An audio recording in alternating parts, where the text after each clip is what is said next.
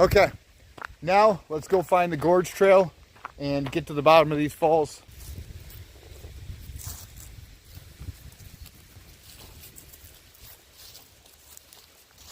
I want to see what it looks like from the bottom up. Again, I've been here once, but I can't remember. It was years ago. This is probably half hour, 45 minutes from our local area, so it's not exactly right down the street. It's not too far away, but it's not near too much either. There's not many other things here.